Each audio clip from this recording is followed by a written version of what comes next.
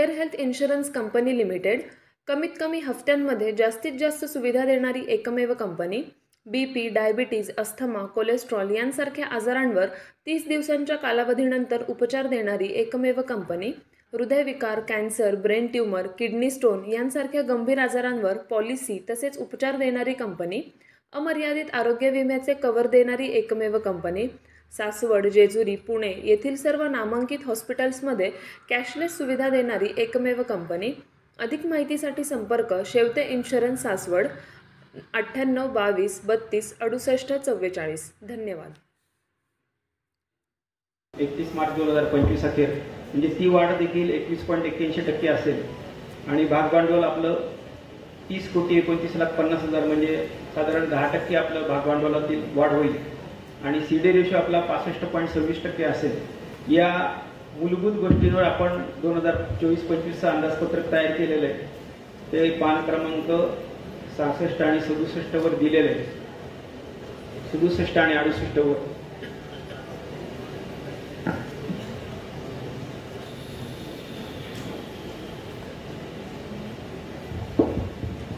अंदाजपत्रकाच्या संदर्भात काही प्रश्न विचारायचे कुठल्या सभासदांना?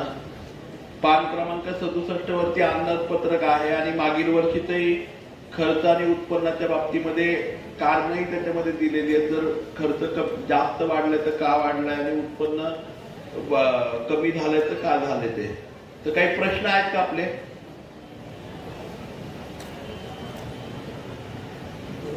येणाऱ्या वर्षामध्ये साबणेंनी आता सांगितल्याप्रमाणे आपण डिपॉझिटचे टार्गेट मोठं ठेवलेलं आहे, कर्ज वितरणाचंही टार्गेट मोठं ठेवलं आणि त्याच्याबरोबर नेट प्रॉफिट हे वर्ष 2024-25 मध्ये साधारणतः बँकेचं हे 11,38,00,000 रुपये एवढं प्रॉफिट होईल अशा संभाव्य प्रॉफिटचा अंदाज पकडून त्या ठिकाणी बॅलन्स शीट तयार केलेला आहे.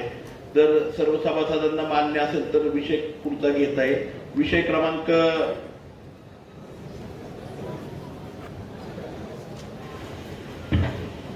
विषय क्रमांक 6 मान्य आहे का सगळ्यांना? धन्यवाद. विषय क्रमांक 7. विषय क्रमांक 7 आहे आजच्या सभेचा. माननीय संचालक मंडळाने शिफारस केल्याप्रमाणे बँकेचे कार्यक्षेत्र पुणे जिल्हा व त्यालगतचे 5 जिल्हे यावरून संपूर्ण महाराष्ट्र राज्य करण्यासाठीचा प्रस्ताव रिझर्व्ह बँकेकडे पाठवण्यास मंजुरी देणे.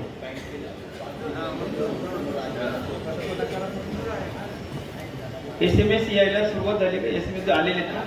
धन्यवाद.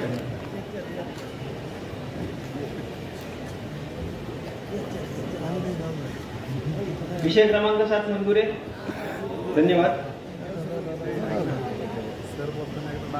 आपल्या बँकेच्या आज मितीस 18 शाखा कार्यरत असून सर्व 18 शाखा निर्धारित वेळेत सुरू केलेल्या आहेत.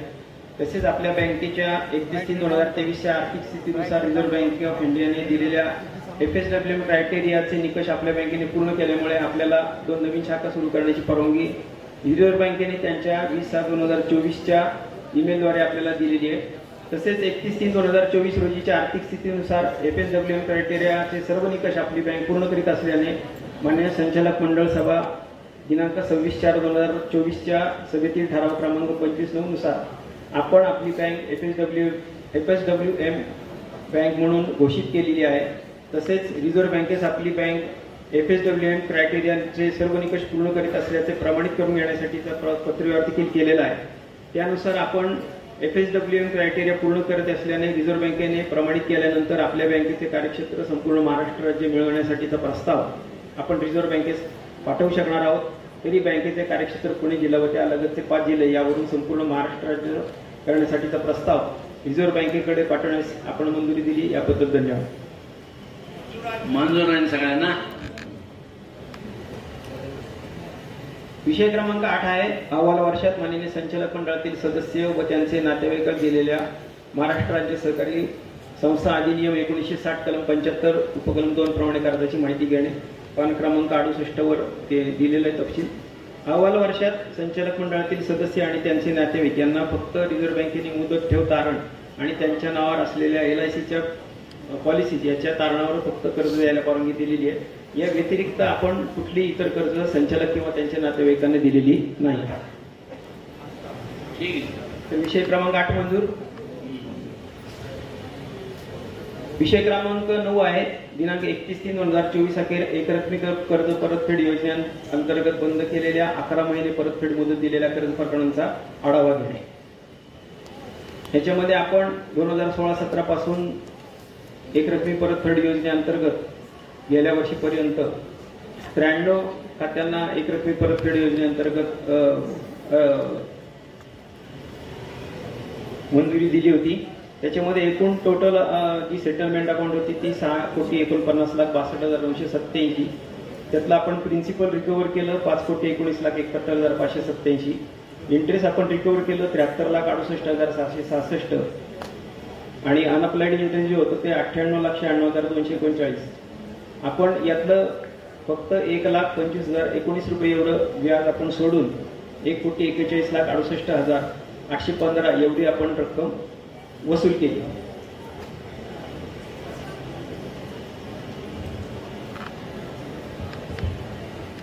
विषय क्रमांक 9 आहे. त्याच्यामध्ये ओटीएस ची माहिती थोडक्यात साबणेंनी दिली. आपण एकूण 93 खात्यांना त्या ठिकाणी ओटीएस दिलं आणि ओटीएस मध्ये मला वाटतं की ती 1,25,019 रुपये एवढं व्याजात सुटली.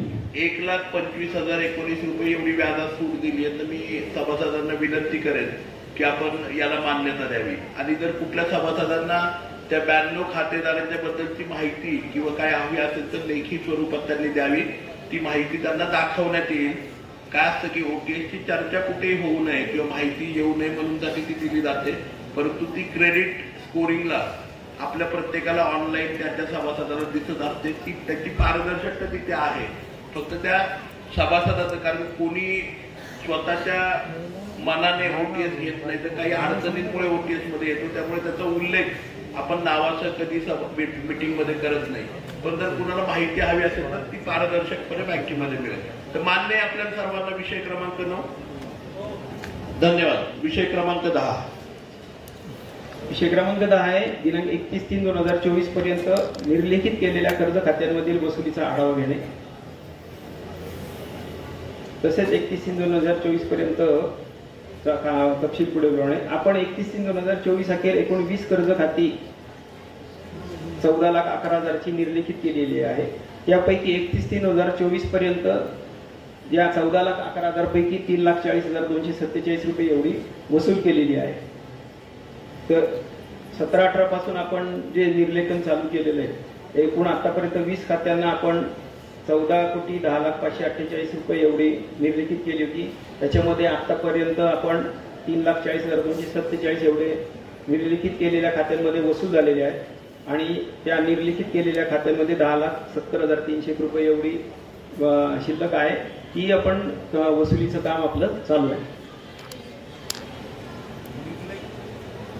निर्लेखित करणं म्हणजे कर्ज माफ करणं होत नाही. तर 20 जी खाती आहेत की जी खाती त्या ठिकाणी वसूल होऊ शकत नाही, परंतु त्या 20 खात्यांच्यामुळे आपल्या नफ्यावरती परिणाम होतो किंवा त्याला आपल्याला इंटरेस्ट अप्लाय करावा लागतो, जो इंटरेस्ट रिसीव्ह होत नाही. त्यामुळे ती खाती जी आहेत ती आपण वेगळ्या ठिकाणी पार्क करून ठेवतो. एखादी गाडी बंद पडल्यानंतर आपण विकायची नसते आपल्याला, मग ती आपण पार्क करून ठेवतो. तशी ती पार्क करून ठेवलेली आहे. त्या निर्लेखित केलेल्या खात्यांची एकूण 20 खात्यांची जी अमाऊंट आहे ती 14,11,000 रुपये आहे. त्याच्यातले 3,40,000 रुपये हे यावर्षी वसूल झालेले आहेत. अजूनही 10,37,000 रुपये एवढी निर्लेखित केलेल्या खात्यांची रक्कम ही वसूल करायची राहिलेली. परंतु जसे येतील किंवा काही वेळेस काय होतं की तो मनुष्य हा अपघाती मृत्यू झालेला असतो, अचानक मृत्यू झालेला असतो, कुठेतरी गायब झालेला असतो किंवा त्याची आर्थिक परिस्थिती बिलकुलच नसते रिकव्हरीची. त्यावेळेस ते खाती निर्लेखित केली जातात. निर्लेखित म्हणजे पार्क केली जातात. त्यामुळे हा जो विषय क्रमांक 10 आहे हा केवळ आपल्या बॅलन्स शीटला सेव्ह करण्यासाठी आणि अननेसेसरी इंटरेस्ट अप्लाइड इंटरेस्टमुळे आपल्या बॅलन्स शीटला त्रास होऊ नये म्हणून आपण ती पार्क करतो. तर याला सर्व सभासदांनी मंजुरी द्यावी ही विनंती मी आपल्या सभासदांना करतो. आणि काही जर प्रश्न असतील आपले याच्या संदर्भात तर तेही विचारावेत.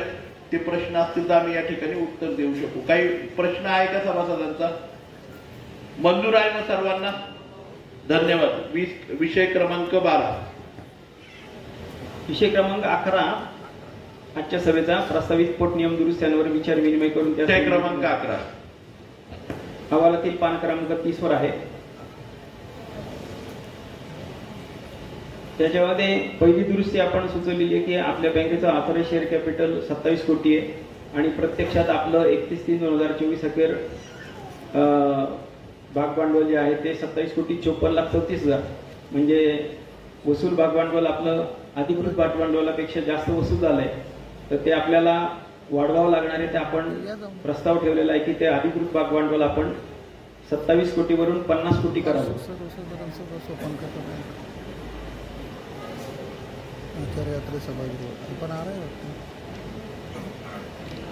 आपल्या बँकेचं जे ऑथोराइज भाग भांडवल आहे ते आता साबणेंनी सांगितल्याप्रमाणे 25 कोटी बरोबर ना?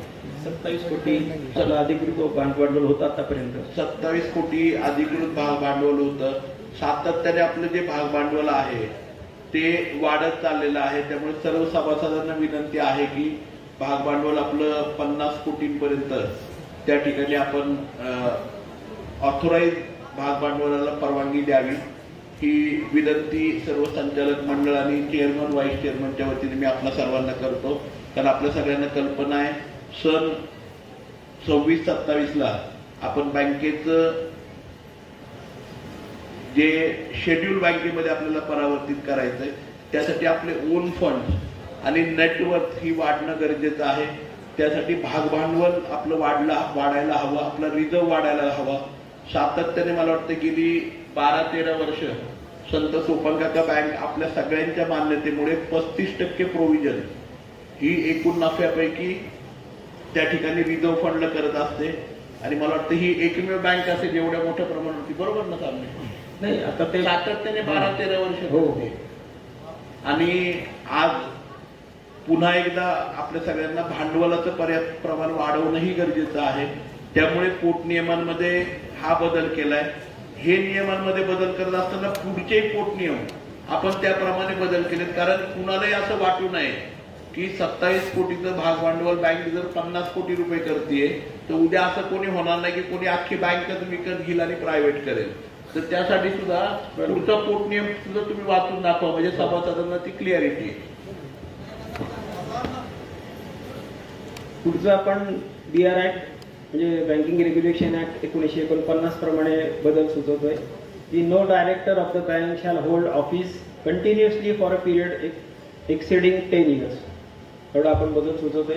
कारण पूर्वी तो 8 वर्ष होता पण नुकतीच गव्हर्नमेंट ऑफ इंडियाने गॅजेटमध्ये प्रसिद्धीला देऊन ते 10 वर्ष केले. त्याप्रमाणे आपल्याला त्या अनुषंगाने आपल्याला उपविधीमध्ये बदल करावा लागतोय.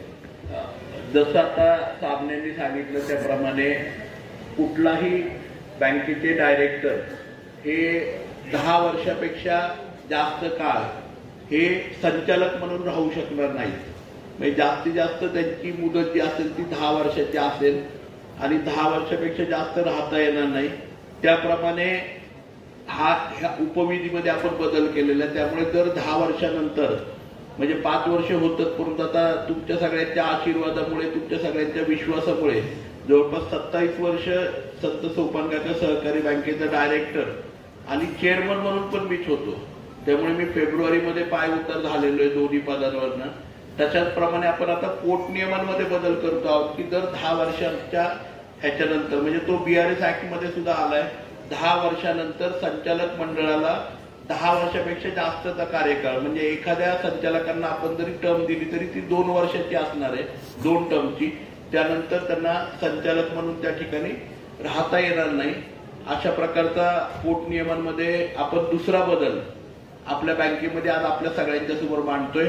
आणि तिसरा जो आहे 39(2) तोही सामने वाचतील म्हणजे एकत्र सगळ्या पोटनियम सांगतील आणि मग आपण त्याच्यावरती चर्चा करूया. तिसरा विषय वाचा. रिझर्व्ह बँकेच्या सर्क्युलर प्रमाणे आपण तो बदल सुचवतोय. Reserve seat for expert directors at all time bank should have at least 2 professional directors, that is persons with suitable banking experts at middle or senior management level or with the professional qualification in the field of law, accountancy or finance. म्हणजे जे professional director आपल्या बोर्डावर पाहिजे 2 ते कायम बँकेच्या संचालक मंडळावर 2 director नियुक्त असले पाहिजेत असा हा बदल आहे. नंतर पुढचा जो आपण बायलॉ बदल करतोय एकतर गव्हर्नमेंटचं नोटिफिकेशन 13/5/2020चं आणि आपल्या बायलॉजमध्ये जी टायपोग्राफिकल प्रिंटिंग मिस्टेक होती म्हणजे मुद्रण दोष, provided that no member shall hold more than 1/20th of the paid up share capital of the bank. ते आधी वर्डिंग होतं 1/5 होतं. 1/5 म्हणजे 20% एखादा सभागी होतं तो एवढाच बदल, म्हणजे जास्तीत जास्त तुमच्या एकूण भाग भांडवलाच्या 5% रकमेपेक्षा जास्त कुठल्याही सभासदाला रक्कम धारण करता येणार नाही. म्हणजे शेअर लिंकिंग जे येतं, म्हणजे समजा एखाद्याचं 20 कोटीचं जर कर्ज असेल तर त्याला जर 2.5% रक्कम शेअर लिंकिंग प्रमाणे घ्यावी लागते, तर 20 कोटीप्रमाणे त्याचे 50 लाखाचे शेअर्स होतात, तर 50 लाखापेक्षा त्याला जास्त घेता येणार नाही शेअर. म्हणजे मी मगाशी सांगितल्याप्रमाणे आपण बँकेचं भाग भांडवल वाढवत असताना म्हणजे 27 कोटींवरनं 50 कोटी रुपये नेत असताना बँकेच्या एकूण मॅनेजमेंटच्या ह्याच्यामध्ये सुद्धा रिझर्व्ह बँक BRS ऍक्ट प्रमाणे आणि वेगवेगळ्या नियमावलीप्रमाणे बदल त्या ठिकाणी करतोय. एक तर सगळ्यात पहिलं जे आपल्या सगळ्यांच्या समोर ठेवले पोट नियमांमध्ये बदल, त्याच्यामध्ये 27 कोटींवरून आपण 50 कोटींवरती बँकेचं ऑथोराईज भाग भांडवल हे वाढवण्यासंदर्भात आपल्या सगळ्यांची मान्यता आपण सगळ्यांनी या ठिकाणी द्यावी ही संचालक मंडळ चेअरमन व्हाईस चेअरमनच्या वतीने विनंती करतो. दुसरा पोट नियमांमध्ये जो बदल आहे त्याच्यामध्ये जे 17 डायरेक्टर बोर्ड आपल्या बँकेचा आहे त्या डायरेक्टर बोर्डची जी मुदत आहे ती 10 वर्षांची इथून पुढच्या काळामध्ये राहील. 10 वर्षानंतर आपोआप म्हणजे 5-5 वर्षाच्या 2 टर्म, एखादे डायरेक्टर जर सलग 2 वेळा त्या टर्म मध्ये कंटिन्यू झाले तर तिसऱ्या वेळा ते होऊ शकणार नाही. तर त्यामुळे जास्तीत जास्त काळ त्यांना हा 10 वर्षातच त्या ठिकाणी राहता येणार आहे. हा एक पोट नियमांमध्ये बदल केलेला आहे. तिसरा जो पोट नियमांमध्ये ऍडिशन आपण करतोय त्याच्यामध्ये एक्सपर्ट डायरेक्टरच्या बाबतीमध्ये आहे तो रिझर्व्ह बँकेचे पत्र जे आहे त्याप्रमाणे आपण तो बदल करतोय की आपल्या बँकेचे जे 2 डायरेक्टर आहेत ते एक्सपर्ट डायरेक्टर म्हणजे त्याच्यामध्ये ICWA, CA असे जे प्रोफेशनल एक्सपर्ट्स आहेत रिझर्व्ह बँकेच्या मान्यतेने ते आपल्याला त्या ठिकाणी घ्यावे लागणार आहेत. आणि चौथा बदल साबणेंनी सांगितल्याप्रमाणे 1/20 म्हणजे साधारणतः 5%पेक्षा जास्तचा शेअर हा कोणालाही बँकेचं धारण करता येणार नाही. त्यामुळे आपला जो सहकारी बँक किंवा सहकारीचा हा जो विषय आहे त्यामुळे ही बँक कधी कुणालाही त्या ठिकाणी प्रायव्हेट किंवा हे करता येणार नाही, कारण त्याच्यापेक्षा जास्त जे शेअर हे कोणालाही धारण करता येणार नाही. तर हे जे पोट नियमांमधले बदल संचालक मंडळाने चेअरमन आदरणीय रमणीजी कोठाडे साहेब, व्हाईस चेअरमन आदरणीय शिवाजीरावजी डमदेरे साहेब आणि सर्व संचालक मंडळ, सर्व बोर्ड ऑफ मॅनेजमेंटच्या सदस्यांनी आपल्याला सुचवले. या बदलांना आपण या ठिकाणी सर्व सभासदांनी मान्यता द्यावी. आपले जर काही प्रश्न असतील याच्या संदर्भात तर ते प्रश्न विचारावेत एवढी विनंती आपण सर्वांना करतो. काही प्रश्न आहेत का या संदर्भामध्ये? माहिती तिकडे 1 मिनिट मला असं म्हणायचं की हे पोट नियम जर आपण मंजूर केले तर आपली बँक अजून विश्वासार्ह सशक्त होते. त्याच्यामुळे हे अतिशय चांगलं पाऊल आहे, सगळ्यांनी मंजुरी द्यावी. धन्यवाद जी. प्रवीण पानसे साहेब ना? प्रवीण पानसे साहेब जी, थँक्यू. पुढच्या बायलॉज मध्ये अजून काही प्रश्न आहे का कुणाला बायलॉजच्या? बोला ना सर. नमस्कार, मी नामदेव कसकडे. आता जो बायलॉजचा जो पोट नियम वाचून दाखवला त्या नियमांतर्गत सन्माननीय आमदार साहेब यांनी सांगितलं की मी संचालक मंडळावरून पायउतार झालेलो आहे, परंतु संचालक मंडळामध्ये विश्वासार्ह व्यक्ती आणि विश्वासार्ह व्यक्तीबरोबर अनुभवी व्यक्ती असणं गरजेचं आहे. तर पोट नियमामध्ये विस्तृत प्रमाणात सभासदांना समजेल का की पाय उतार झाल्यानंतर पुन्हा डायरेक्टर म्हणून केव्हा परत त्यांना रिअपॉइंट करता येईल, तर त्या व्यक्ती सभासदांना काही माहिती सांगता येईल का? नमस्कार. आपण निवडणुकीच्या वेळेस आपल्याला रिअपॉइंटमेंट मला वाटतं शक्यतो करता येणार नाही. नव्यानेच आपल्याला संचालक मंडळ त्या ठिकाणी नियुक्त करावं लागणार आहे, बरोबर ना.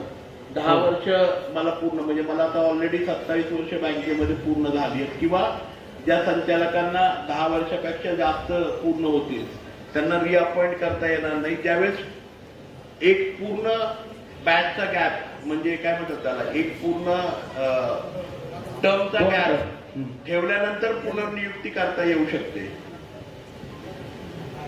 धन्यवाद बरकडे सर. काही शंका आहे का त्याच्याबद्दल, अजून काही विचार? धन्यवाद.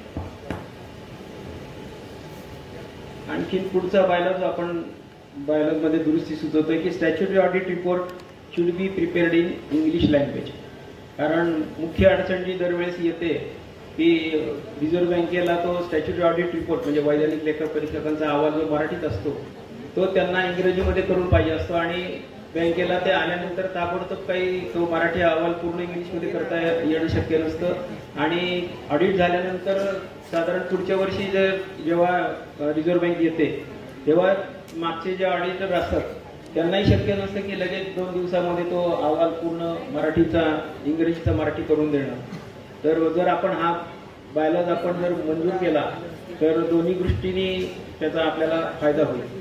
अर्थात त्याचं आपण मराठीकरण पण आपल्याकडे ज्या ज्या गोष्टींचं आवश्यक आहे सभासदांना समजावं असं, तर त्याही गोष्टीचं आपण त्या वैधानिक लेखापरीक्षणामध्ये काही महत्वाचे जे आहेत ते आपण मराठीमध्ये ठेवतोच आहे. म्हणजे आता आपण पाहिलं की आजही आपण त्यांचं सर्टिफिकेट जे आहे ते मराठीमध्ये पण छापतो. नाही, मला एक 2 मिनिटं थांबणे. अगोदरचे जे 5 बायलॉज आहेत त्याच्याबद्दल जसं आता आदरणीय नामदेवराव बरकडे साहेब किंवा प्रवीणजी मांडकेंनी सांगितलं तसे अजून कुणाची शंका आहेत का? आता मंजूर आहेत अगोदरचे 5 बायलॉज मंजूर आहेत सर्वांना? काही प्रश्न आहेत? धन्यवाद. आता आणखी 2 बायलॉज मध्ये आपण बदल करतोय. जसं साबणेंनी सांगितलं त्याप्रमाणे जे स्टॅट्युटरी ऑडिटचा रिपोर्ट आहे हा आपण इंग्लिशमध्ये तयार करतो, परंतु आपण बघितलं असेल आपल्या अहवालामध्ये त्याचं मराठी रूपांतर सुद्धा आपण करत असतो, मराठीमध्ये भाषांतर पण करतो आपण त्याच्यामध्ये, आणि मराठीमध्ये समजेल असंही करता येईल. परंतु काय होतं की बरेच वेळा तो मराठीमध्ये येतो आणि मराठीमध्ये आल्यानंतर आपल्याला त्याचं इंग्लिश कन्व्हर्जन करावं लागतं. तर त्यासाठी आपल्या सगळ्यांना एक विनंती आहे की बायलॉज मध्ये आपण हा बदल त्या ठिकाणी सुचवतो आहोत की रिझर्व्ह बँकेच्या ऑडिट रिपोर्टसाठी आपल्याला ते आवश्यक असल्यामुळे तो म्हणजे हे अवॉइड करण्यासाठी आपण स्टॅट्युटरी ऑडिट रिपोर्ट आहे ना हा इंग्लिशमध्ये तयार करावा, याच्यासाठी आपण सगळ्यांनी मान्यता द्यावी. हा पहिला एक बदल आपण कामकाजामध्ये बायलॉज मध्ये सुचवतो आहोत. दुसरा बदल जो आहे बायलॉज मध्ये, नवीन बायलॉज मध्ये सुचवतोय तो म्हणजे आपल्या जे बँकेची रिझर्व्ह बँकेच्या नियमाप्रमाणे बोर्ड ऑफ मॅनेजमेंट, आपल्या बँकेची आता संचालक मंडळाबरोबर बोर्ड ऑफ मॅनेजमेंट एक त्या ठिकाणी आहे. या बोर्ड ऑफ मॅनेजमेंट मध्ये आपल्या बँकेचे सीईओ जे आहेत ते एक्सक्लूड करून जास्तीत जास्त 5 बोर्ड मेंबर, बरोबर? हो, एकूण बोर्ड ऑफ मॅनेजमेंट जे आहे ते 12चं असावं जास्तीत जास्त, आणि कमीत कमी 5चं पाहिजे. आणि त्या जे काही तुम्ही 5 ते 12 पर्यंत बोर्ड ऑफ मॅनेजमेंटचे सदस्य नियुक्त कराल त्यातले 50% पेक्षा जास्त बोर्ड ऑफ डायरेक्टर्स मधून असतं काम. हे जास्तीत जास्त 50%, समजा 8 केले तर जास्तीत जास्त 4 सभासद हे आपल्याला संचालक मंडळातून घेता येतील आणि उर्वरित आपल्याला बाहेर घेता येतील.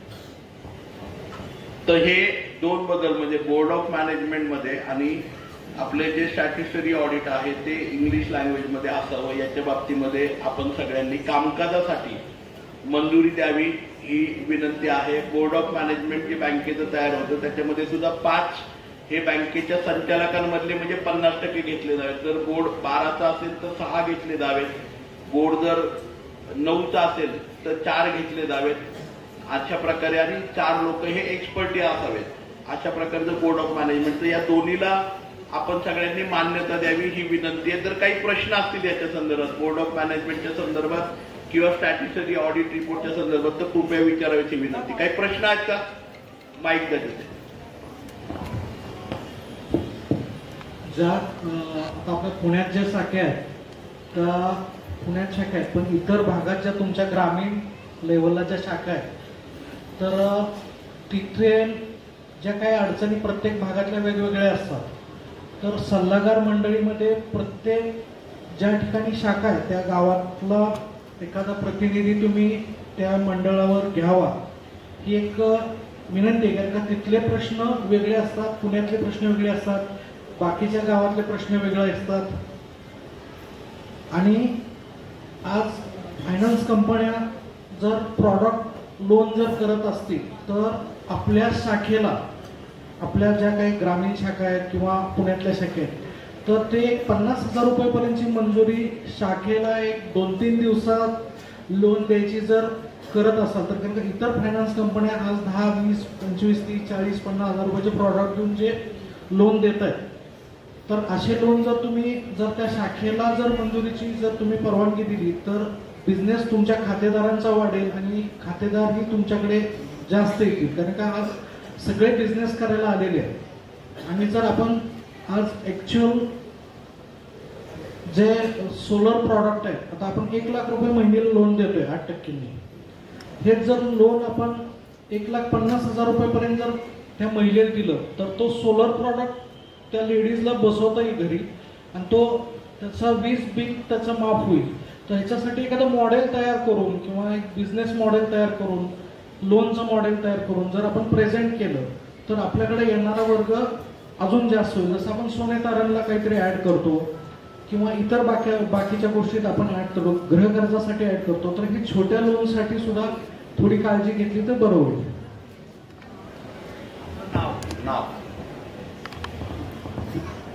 सचिन माळवदे, नसरापूर.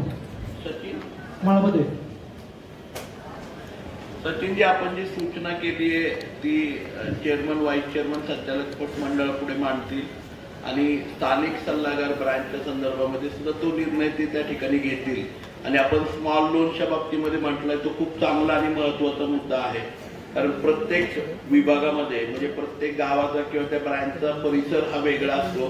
तिथली मागणी कर्जदारांची किंवा डिपॉझिटरची वेगळी असते. त्यामुळे मला वाटतं ते नक्कीच इंटरॅक्शनला चांगलं होईल. तर त्याच्याबाबतचा निश्चितपणे निर्णय पॉझिटिव्हली संचालक मंडळ घेईल आणि त्याप्रमाणे त्या ब्रँचच्या सर्व सभासदांना, कर्जदारांना त्या ठिकाणी कळवण्यात येईल. खूप चांगली सूचना मांडली, धन्यवाद. अजून काही विचारायचं, कोणाला प्रश्न मांडायचा आहे का? बायलॉजच्या संदर्भामध्ये म्हणजे अगोदरचे 4 बायलॉज जे बँकेच्या मॅनेजमेंटच्या बाबतीमध्ये आणि नंतरचे 2 जे आहेत ते कामकाजाच्या बाबतीमध्ये मांडलेत, तर याच्याबद्दल काही शंका आहे किंवा प्रश्न कोणाला विचारायचा आहे का? मंजुरी आहेत मग बायलॉज आहेत आपल्या सर्वांना? मंजुरी द्यायची त्याला बायलॉजला? धन्यवाद, खूप आभारी आहे आपल्या सर्वांचा मनापासून. विषय क्रमांक 12. विषय क्रमांक 12 आहे. माननीय संचालक मंडळाने सन 2024-25 सालाकरिता वैधानिक लेखा परीक्षकांचा प्रस्ताव रिझर्व्ह बँकेत सादर केला असून त्यांच्याकडून आलेल्या मान्यतेनुसार सन 2024-25 सालाकरिता वैधानिक लेखा परीक्षकांची नियुक्ती करणे आणि त्यांचा मेहनताना ठरवणे. रिझर्व्ह बँकेच्या परिपत्रकानुसार बँकेचे वैधानिक लेखा परीक्षकांची नेमणूक करताना रिझर्व्ह बँकेची परवानगी घेणे आवश्यक आहे. यासाठी रिझर्व्ह बँकेने प्रसिद्ध केलेल्या यादीतील किमान 2 वैधानिक लेखा परीक्षकांचे अर्ज घेऊन ते मंजुरीसाठी पाठवावे अशी मार्गदर्शक सूचना या परिपत्रकाद्वारे केलेली आहे. सदर परिपत्रकानुसार वैधानिक लेखा परीक्षकांची सलग 3 वर्षे नेमणूक करता येते. त्याप्रमाणे बँकेने रिझर्व्ह बँकेच्या मंजुरीने आर्थिक वर्ष 2021-22 ते 23-24 या कालावधीसाठी PGMJ and associates chartered accountants यांची सलग 3 वर्ष बँकेचे वैधानिक लेखा परीक्षक म्हणून नेमणूक केलेली होती. PGMJ and associates chartered accountants यांचा 3 वर्षाचा कालावधी पूर्ण झालेला असल्याने आपल्याला सन 2024-25 या वर्षाकरता रिझर्व्ह बँकेची पूर्व परवानगी घेऊन वैधानिक लेखा परीक्षकांची नेमणूक करावी लागत असल्याने माननीय संचालक मंडळ सभा 26/6/2024 ठराव क्रमांक 25/8 अन्वये रिझर्व्ह बँकेच्या दिनांक 27/4/2021 परिपत्रकानुसार सन 2024-25 ते 25-26-27 3 वर्षाकरता वैधानिक लेखा परीक्षकांसाठी आलेले 3 ऑडिटर्स यांचे अर्ज प्रस्तावासह रिझर्व्ह बँकेच्या पूर्व परवानगीसाठी पाठवण्यात आलेले होते. सदर पाठवलेले प्रस्तावास दिनांक 31/7/2024 रोजी SR Pandit and company chartered accountants यांना रिझर्व्ह बँकेने सन 2024-25 सालाकरिता वैधानिक लेखा परीक्षक म्हणून नेमण्यास मंजुरी दिलेली आहे.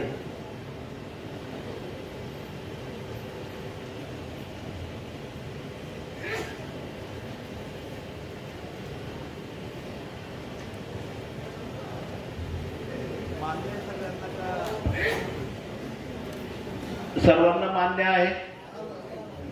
धन्यवाद. विषय क्रमांक 14. विषय क्रमांक 13. विषय क्रमांक 13.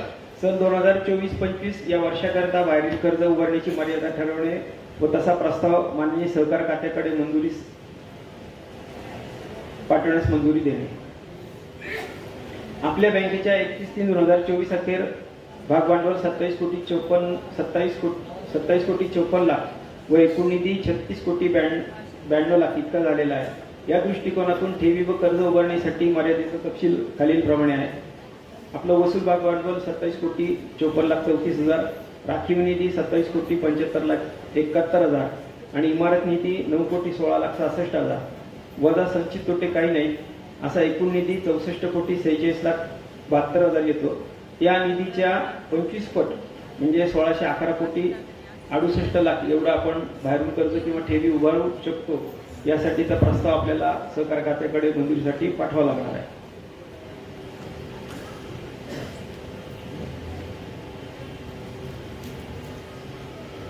आपली जी या वर्षीची मर्यादा आहे, आता साबणेंनी सांगितल्याप्रमाणे ती कर्जाची एका व्यक्ती किंवा समूहाला, बरोबर ना, 16 कोटी नाही, आपण बाहेरून कर्ज म्हणजे ठेवी किंवा कर्ज घेऊ शकतो. हे ठेवी स्वीकारण्यासाठीची मर्यादा थोडी. आपल्या बँकेची जी मर्यादा आहे एकूण कर्ज उभारण्याची ती 1611 कोटी 67 लाख 97,255 एवढी आपण मॅक्सिमम कर्ज हे बाहेरून उभे करू शकतो ठेवींच्या रूपात किंवा इतर रूपामधून. तर त्याच्यासाठी आपण सर्वांनी मान्यता द्यावी ही आपल्या सर्वांना विनंती आहे. गेली 27 वर्ष संत सोपानगाच्या सहकारी बँकेने डिपॉझिट व्यतिरिक्त इतर कुठल्याही प्रकारचं कर्ज कुठूनही उचललेलं नाहीये. यावर्षी सुद्धा बँकेचा तसा मानस नाहीये. फक्त एक नियमामध्ये असल्यामुळे आपल्याला एकूण म्हणजे आपण आज संत सोपानगाच्या सहकारी बँक त्या एकूण ठेवी 1611 कोटी 67 लाख 97,255 एवढ्या ठेवी आपण गोळा करू शकतो. तर याला आपण मान्यता द्यावी एवढीच विनंती मी आपल्या सर्वांना या ठिकाणी संचालक मंडळ चेअरमन व्हाईस चेअरमनच्या वतीने करतो. मान्य सर्वांना? धन्यवाद. विषय क्रमांक 13 मंजूर. विषय क्रमांक 13 मंजूर आहे. धन्यवाद. विषय क्रमांक 14. विषय क्रमांक 14 आहे. माननीय सहकार आयुक्त व निबंधक सहकारी संस्था महाराष्ट्र राज्य पुणे यांच्या 17/3/11 रोजीच्या परिपत्रकानुसार नागरी सहकारी बँकेचे लेखापरीक्षण वर्ग अ किंवा ब आहे व रिझर्व्ह बँक ऑफ इंडियाचे ग्रेडेशन अ किंवा ब आहे अशा नागरी सहकारी बँकांना स्टाफिंग पॅटर्न तयार करून त्यास वार्षिक सर्वसाधारण सभेत मंजुरी घेतल्यानंतर नोकर भरतीसाठी बँकेच्या स्तरावर निर्णय घेता येतील व त्यास रिझर्व्ह बँक ऑफ इंडियाच्या पूर्व परवानगीची आवश्यकता राहणार नाही असे परिपत्रकात नमूद केलेले जे निकष आहेत ते म्हणजे एक प्रति कर्मचारी व्यवसाय 4 कोटीपेक्षा अधिक पाहिजे. आपला प्रति कर्मचारी व्यवसाय 5.81 म्हणजे 5 कोटी 81 लाख इतका आहे. दुसरा निकष आहे त्यांचा की प्रति कर्मचारी नफा 2,20,000 पेक्षा अधिक पाहिजे. आपला प्रति कर्मचारी नफा क्षमता जी आहे ती 3,73,000 इतकी आहे. कर्मचाऱ्यांवरील खर्चाचं खेळत्या भांडवलाशी प्रमाणे 1.5% कमी पाहिजे. आपल्या कर्मचाऱ्यांवरील खर्चाचं खेळत्या भांडवलाशी प्रमाणे 1.28% म्हणजे 1.5% कमी आहे. या 3 निकषांना अधीन राहून तयार केलेला स्टाफिंग पॅटर्न निश्चित करणे आवश्यक आहे. आपल्या बँकेने वरील सर्व निकष पूर्ण केलेले आहेत. त्यानुसार तयार केलेला स्टाफिंग पॅटर्न मंजुरीसाठी आपण सभेपुढे ठेवत आहोत. 2024-25 पासून अंमलात आणण्यासाठीचा सेवक पदाचा सुधारित आकृतीबंध प्रस्ताव आपण सर्वसाधारण पुढे मांडतो आहोत. त्यास मान्यता मिळावी. याच्यामध्ये आपण आता आपले एकूण एम्प्लॉई जे आहेत ते 203 आहेत. आपली एकूण डिपॉझिट 721 कोटी 28 लाख आणि टोटल लोन्स अँड ॲडव्हान्सेस 458 कोटी 17 लाख म्हणजे आपला मिक्स बिझनेस आहे तो 1179 कोटी 45 लाख आणि बिझनेस पर एम्प्लॉई आपला 5.81 कोटी आहे जो 4 कोटीपेक्षा मोठा पाहिजे म्हणजे तो आपला निकष पूर्ण होतोय. नेट प्रॉफिट आपला 7 कोटी 56 लाख 84,000 आहे म्हणजे प्रॉफिट पर एम्प्लॉई आपला येतो 3,73,000 तो 2,20,000 पेक्षा जास्त पाहिजे. तिसरा निकष म्हणजे वर्किंग कॅपिटल आपलं 84,842 कोटी 76 लाख 18,000 आणि एक्सपेन्सेस ऑन एम्प्लॉई म्हणजे कर्मचाऱ्यांवरचा खर्च येतो 10 कोटी 77 लाख तो सुद्धा आपला 1.28% आहे जो की 1.5% पेक्षा कमी आहे. या 3 निकषांमुळे आपल्याला सरळ सेवा भरती करता येणार आहे। त्याप्रमाणे आता आपले एक्झिस्टिंग ऑफिसर जे आहेत 31/7/2024 अखेर सगळ्यात पॅटर्न आहे आणि यावर्षी आपण 2 ब्रांचेस अजून त्या ठिकाणी वाढवतो आहोत। त्यामुळे नवीन जो आपला स्टाफ पॅटर्न आहे तो स्टाफ पॅटर्न आपल्याकडे बँकेमध्ये उपलब्ध आहे। त्याप्रमाणे नवीन भरतीसाठी आपण सगळ्यांनी त्या ठिकाणी आकृतीबंध म्हणजे प्रत्येक ब्रांच प्रमाणे किती कर्मचारी हवेत आपल्याला ह्या कर्मचाऱ्यांच्या प्रमाणे संख्या दिली जाते। तर त्याच्यासाठी आपण सगळ्यांनी मान्यता द्यावी ही आपल्या सगळ्यांना विनंती आहे। साबळेंनी थोडक्यात वाचून दाखवलं त्याप्रमाणे जो आपण व्यवसाय करतो त्या व्यवसायाप्रमाणे रिझर्व्ह बँक जे सांगतं त्याप्रमाणे 5 कोटी 81 लाख प्रति कर्मचारी व्यवसाय पाहिजे। 4 कोटी हा प्रति कर्मचारी व्यवसाय हवा आहे। आपल्या बँकेमध्ये प्रति कर्मचारी व्यवसाय हा 5 कोटी 81 लाख रुपये आहे। प्रति कर्मचारी जो प्रॉफिट आहे तो 2,20,000 रुपये हवा आहे। आपल्याकडे 3,73,000 रुपये हा प्रति कर्मचारी आहे। वर्किंग कॅपिटल जे आहे आणि कर्मचाऱ्यावरती होणारा खर्च आहे तो रेशिओ जो आहे वर्किंग कॅपिटलचा तो 1.50% त्या ठिकाणी हवा आहे, जिथे आपल्याकडे 1.28% आहे। 2 ब्रांचेस आपण त्या ठिकाणी सुरू करतो आहोत। संचालक मंडळाने त्याला मान्यता दिलेली आहे। 1 ब्रांच ही भेकराई फुरसुंगीला आपण त्या ठिकाणी सुरू करतो आहोत। दुसरी ब्रांच ही आपल्या पुरंदर तालुक्यामध्येच मल्हारी मार्तंडाची नगरी जेजुरी या ठिकाणी सुरू करतोय। तर ह्या 2 ब्रांचेस साठी सुद्धा आपल्याला नव्याने स्टाफ त्या ठिकाणी घ्यावा लागणार आहे। तर या स्टाफ पॅटर्नला आपण सगळ्यांनी त्या ठिकाणी आकृतीबंधाला मान्यता द्यावी ही विनंती सर्व सभासदांना त्या ठिकाणी संचालक मंडळ चेअरमन व्हाईस चेअरमनच्या वतीने करतोय। तर आपल्या सगळ्यांची त्याला मान्यता द्यावी ही विनंती करतो। मान्यता आहे का आपली सगळ्यांची? त्याला काही प्रश्न विचारायचे का? धन्यवाद। विषय क्रमांक 14 मंजूर। विषय क्रमांक 14 मंजूर आहे आपल्याला। धन्यवाद। विषय क्रमांक 15 27व्या वार्षिक सर्वसाधारण सभेस अनुपस्थित असलेल्या सभासदांची रजा मंजूर करणे। जे सभासद आपल्या 27व्या वार्षिक सर्वसाधारण सभेला नाहीयेत त्या सभासदांची रजा आपण सगळ्यांनी त्या ठिकाणी मंजूर करावी ही संचालक मंडळ चेअरमन व्हाईस चेअरमनच्या वतीने आपल्या सर्वांना विनंती करतो। तर मान्य आहे आपल्या सर्वांना? धन्यवाद। विषय क्रमांक 16 काही आयत्या वेळचे विषय असतील तर आपण घेऊ शकतो।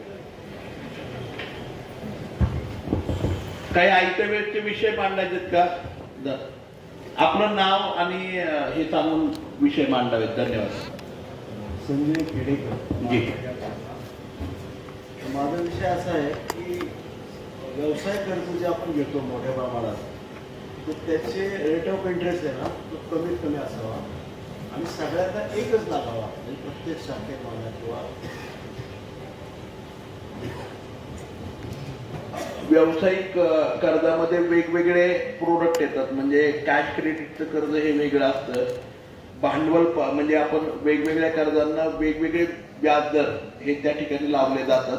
परंतु शक्यतो मला असं वाटतंय की व्यावसायिक कर्जांमध्ये अतिशय कॉम्पिटिटिव्ह रेट हे संत सोपानकाका बँकेच्या माध्यमातून केले जातात। आपली जर काही सूचना स्पेसिफिक असेल तर निश्चितपणे कार्यालयासाठी कर्ज घेतलेलं आहे वेअर हाऊसिंगसाठी सगळ्यांना एकच रेट ऑफ इंटरेस्ट लावावा।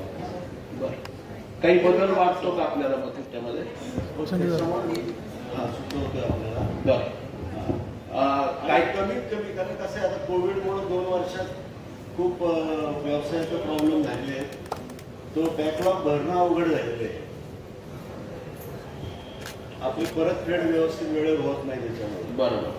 निश्चितपणे संजयजी खेडेकर साहेब आपण जी सूचना केली आहे त्याच्यावरती संचालक मंडळ विचार करेल आणि कशा प्रकारे मिनिमम कर्ज हे कर्जाचा व्याजदर हा लावता येईल आणि त्याचा क्रायटेरिया ठरवता येईल आणि मुदत जी आहे 7 वर्षाची ती 10 वर्षाची करण्यात यावी असं मला। कमर्शियल लोन असल्यामुळे 9 किंवा 7 वर्षापेक्षा जास्त कर्ज आपल्याला देता येत नाही। फक्त रेसिडेन्शियल म्हणजे गृहकर्जासाठी आपल्याला गृहकर्जाला आपण 20 वर्षापर्यंत देतो, 15 आणि 20 वर्ष। कमर्शियल कर्जाला किती? कमर्शियल कर्जाला आपण आता 10 वर्ष पण देतो। देतोय. तर ते 10 वर्ष करता येईल. आपण तसा अर्ज करा. फक्त काय झालेलं आहे की आता आपण बँकिंग मध्ये सहकारी बँक म्हणून काही बदल करतोय आपल्या याच्यामध्ये. म्हणजे तुम्ही यावर्षी बघाल संचालक मंडळ खूप बोल्ड निर्णय त्या ठिकाणी घेत आहे. यावर्षी काही प्रमाणामध्ये आपण जामीनदार कसे कमी करता येईल सहकारी बँकांमध्ये, हा एक प्रश्न. कारण लोकांना जामीनदार मिळत नाही. तर त्याच्यावरती सुद्धा वर्किंग सोपन काका बँकेचं चालू आहे की जामीनदार कसे कमी करता येतील. दुसरं म्हणजे स्कोर रेटिंग, म्हणजे जो सिबिलचा स्कोर आहे प्रत्येकाचा, सिबिलचा स्कोर असेल त्या सिबिलच्या रेटिंगवरती सुद्धा व्याजदर त्याचा कमी होईल. ज्याचा सिबिल चांगला आहे त्याला व्याजदर वेगळं मिळेल. ज्याचा सिबिल थोडासा खराब आहे, काही कारणांमुळे होतो काहींचा, तर तो खराब असेल तर त्याप्रमाणे त्याला व्याजदर अधिकचा द्यावा लागेल. दुसरं काय होतं की आपल्याकडे 2 प्रकारचे बांधकामं होतात. एक अधिकृत होतात, तुम्हालाही माहिती आहे, आणि काही अनधिकृत होतात. म्हणजे जे बांधावे लागतात आपल्याला, परंतु शासकीय नियमांमुळे किंवा ह्याच्यामुळे तो डीपी रूल येत नाही लवकर, किंवा त्याच्यामुळे आपल्याला मान्यता मिळत नाही, परंतु आपलं काम तर चालवावं लागतं. तर त्यामुळे त्या गोष्टींमध्ये काय होतं की बँकेची ऍडिशनल रिस्क वाढते. म्हणून बँक व्याजदर अधिकचा घेते अनधिकृत बांधकामांमध्ये, आणि अधिकृत बांधकामांमध्ये तो फरक राहतो. त्यामुळे तरी सुद्धा जेवढं जास्तीत जास्त बेनिफिट कर्जदारांना देता येईल तेवढं निश्चितपणे करायचा प्रयत्न. अधिकृत जर मोठ्या अमाऊंट असतील, 50 लाख, 1 कोटी, 2 कोटी, तसं त्या रकमांना रेट ऑफ इंटरेस्ट थोडा कमी असेल. नक्की आपण सूचना केली आहे. संचालक मंडळ नक्की पॉझिटिव्हली विचार करेल. धन्यवाद. उडसा साहेबांना द्या.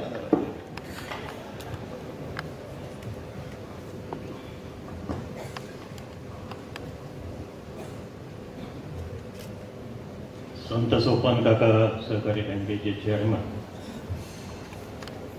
रमेश शेठ कोठाडिया, आणि यांनी आता बँकेचे चेअरमन जे पूर्वी होते त्यांनी आता सांगितलं की मी आता 1-2 महिन्यापूर्वी नवीन नाव आल्यामुळे मी निवृत्त झालो. आजच्या या सभेमध्ये त्यांनी अत्यंत खेळीमेळीच्या वातावरणामध्ये ही सभा पार पाडली. मी देखील या बँकेचा संचालक होतो, आणि मला एक अभिमान वाटतो की आज आपल्यामध्ये चंदू काका नाही आहेत.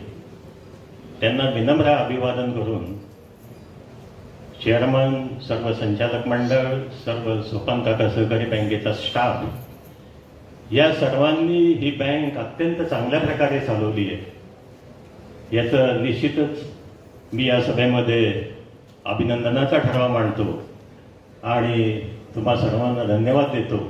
अशीच या बँकेची प्रगती होत राहो, आणि आपण जे आता भाग भांडवल वाढवण्याच्या बाबतीत जो मनोदय व्यक्त केलेला आहे त्यामध्ये निश्चितच मी देखील सहभागी होईल. मी पुनश्च आपल्या सर्वांचे आभार मानतो आणि मी थांबतो. जय हिंद, जय सरकार. धन्यवाद सतीश शेठ. आणि सर्व सभासदांसाठी महत्वाची गोष्ट आहे की सतीश शेठ केवळ संचालक नव्हते तर संस्थापक संचालक ते होते. त्या ठिकाणी ज्यावेळेस कैलासवासी चंदूकाका जगतापांनी संस्था बँक सुरू केली त्यावेळेस संस्थापक संचालक म्हणून सतीश शेठ सुद्धा या संस्थेचा पायाचा दगड झालेले आहेत. त्याचा मुद्दामून मला सर्व सभासदांना सांगायचं आहे. खूप खूप आभारी आहे. धन्यवाद. अजून काही विचारायचं किंवा सूचना करायची आपल्याला सांगा, म्हणजे सर्व सभासदांना लक्षात.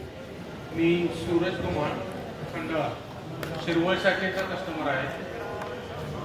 माझा ट्रान्सपोर्टचा व्यवसाय आहे.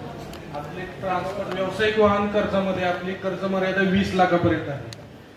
तेच बाकीच्या बँकाच्या आहेत, म्हणजे शिरवळ म्हणा किंवा खंडाळा म्हणा, तिथे 25-25 लाखापर्यंत ते देतात. म्हणजे जशी आता बंधन बँक आहे, वाई अर्बन पण बँक आहे, ती आता परत नवीन आलेली आहे. म्हणजे त्यांनी कर्ज वाटप चालू केलेलं आहे. पहिले त्यांचे बंद होते, तर ते 25-25 लाखापर्यंत देतात. तर माझं फक्त एकच आपल्या सगळ्यांना सांगणं आहे की थोडंफार कर्ज मर्यादा जर वाढली व्यावसायिक वाहन कर्जांची, कारण किमती अपाट वाढलेल्या आहेत, लोखंडाच्या किमती वाढल्यात, व्यावसायिक वाहनांच्या बी किमती वाढलेल्या आहेत.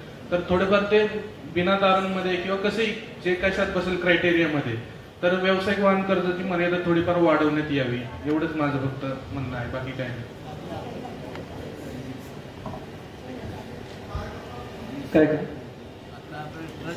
गाड्यांचे 20 लाखापर्यंत हो कमर्स कमर्शियल आपण 1 कोटीपर्यंतचे आपले व्हेकल्स. त्याला त्यांचं मत काय आहे, 20 लाखापर्यंत विना तारण देतात. त्यांचं मत बरोबर ना. विना तारण 20 लाखापर्यंत एक्स्ट्रा मॉर्गेज घेतलं जातं 20 लाखाच्या वरती किंमत गेल्यानंतर. काय आहे की आपण प्रत्येक व्यवसाय करत असताना रिस्क घेतो, परंतु ती मर्यादित रिस्क घेतो. आणि आपल्याला माहिती आहे म्हणजे त्या व्यवसायाला हे नाही करायचं, परंतु कमर्शियल व्हेकल घेत असताना व्हेकल किंवा इक्विपमेंटमध्ये ना डेप्रिसिएशन कॉस्ट येते, त्यामुळे तो हे होतं. परंतु आपण जी सूचना केली त्याच्यामध्ये काही प्रमाणामध्ये आपण वाढ करायचा संचालक मंडळ नक्कीच प्रयत्न करेल, कारण व्हेकलच्या किमती सुद्धा वाढलेल्या आहेत. परंतु आपण त्याच्यामध्ये 20 लाख मर्यादा न ठेवता पर्सेंटेज मध्ये करूयात, की जर एखादं कमर्शियल व्हेकल तुम्ही घेताय तर त्याच्यामध्ये जर आपण 85% पर्यंत कर्ज देतोय, त्याऐवजी जर जिथे विनातारण कमर्शियल व्हेकल द्यायची तिथं पर्सेंटेज ऑफ व्हेकलचं जे आहे ते पर्सेंटेज आपण कमी करून तुम्हाला देऊयात, म्हणजे अधिकचं कर्ज पण तुम्हाला उपलब्ध होईल. कारण कमर्शियल व्हेकलला आपण 1.5 कोटींपर्यंत मला वाटतं इक्विपमेंटला आणि ह्याला मशिनरीला आपण कर्ज देतो. त्यामुळे त्याच्यामध्ये फक्त आपला जो मुद्दा आहे विनातारणचा त्याच्या बाबतीमध्ये पर्सेंटेजचा आपण फक्त क्रायटेरिया ठेवूयात आणि करू, जेणेकरून विनातारणचा विषय संपून जाईल. थँक्यू, धन्यवाद. अजून काही आहे का विषय?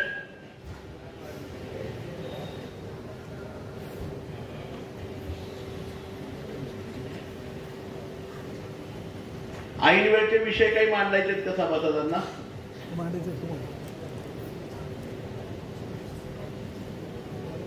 एक अमेरिकेवरून वर्षी जे हिमगौरी फळदकरने केलं होतं तसं तिने फक्त एक सूचना केली की बँकेने आता NRI म्हणजे नॉन रेसिडेंट इंडियन डिपॉझिट गोळा करण्यास रिझर्व्ह बँकेकडे परवानगी मागावी असं ती सूचना केली आहे.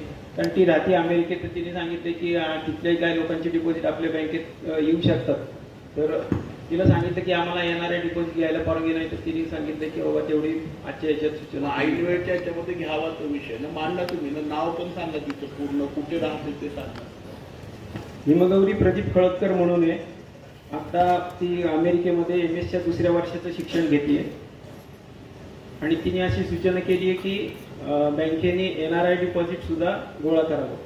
म्हणजे आता NRI डिपॉझिट गोळा करायला आपल्याला रिझर्व्ह बँकेची परवानगी मागावी लागते. आजच्या आयत्या वेळेच्या विषयाचा ठराव घेऊन आपण रिझर्व्ह बँकेकडे निश्चितच आपण परवानगी मागण्याचा प्रस्ताव पाठवून देऊ.